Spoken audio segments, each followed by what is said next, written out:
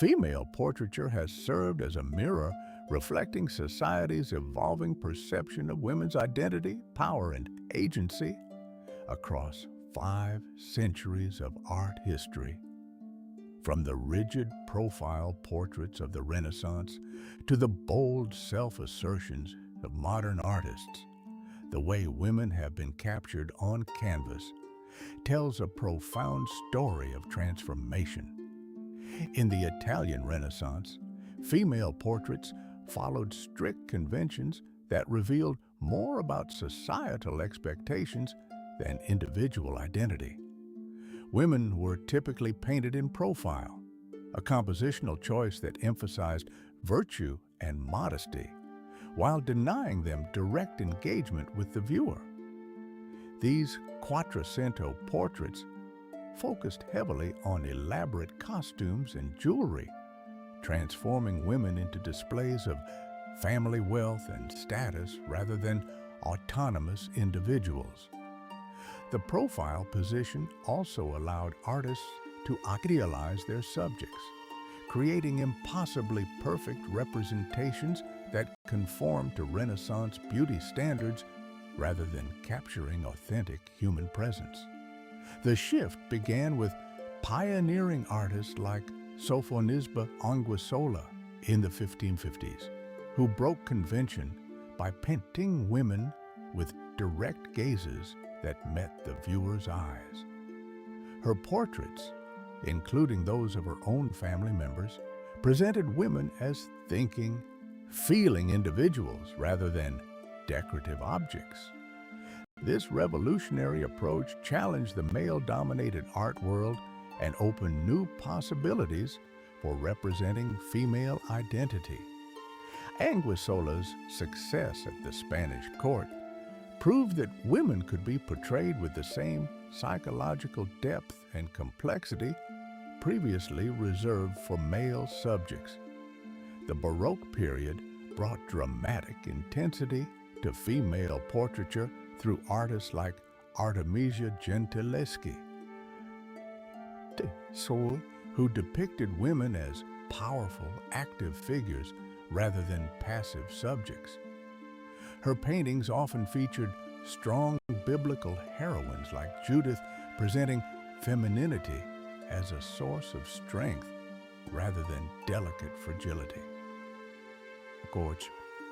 Meanwhile, portrait painters like Lavinia Fontana became the first to potentially paint female nudes, pushing boundaries of what was socially acceptable and expanding the vocabulary of female representation.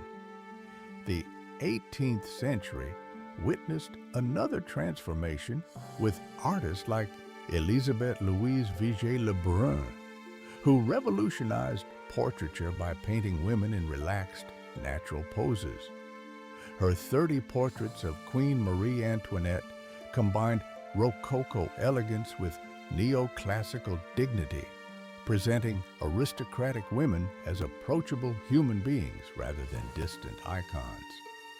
Le Brun's innovative approach influenced generations of portrait painters and helped establish new standards for capturing feminine identity. The Victorian era brought contradictions as pre-Raphaelite painters rejected idealization in favor of realistic representation.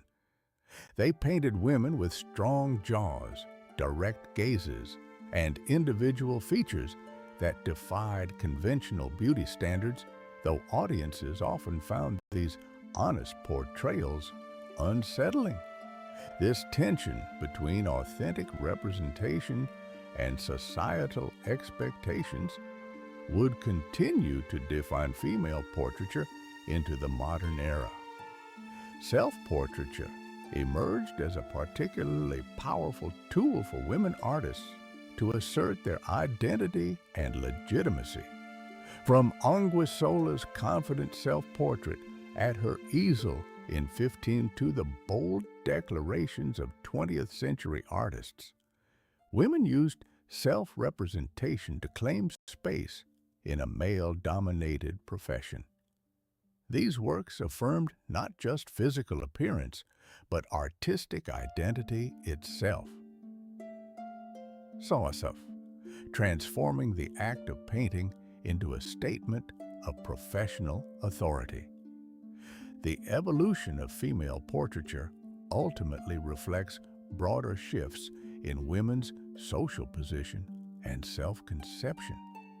Each century brought new ways of seeing and representing women, from idealized profiles to psychologically complex individuals, from passive objects of the male gaze to active creators of their own image. This artistic journey mirrors humanity's gradual recognition of women's full personhood, making female portraiture not just an aesthetic evolution, but a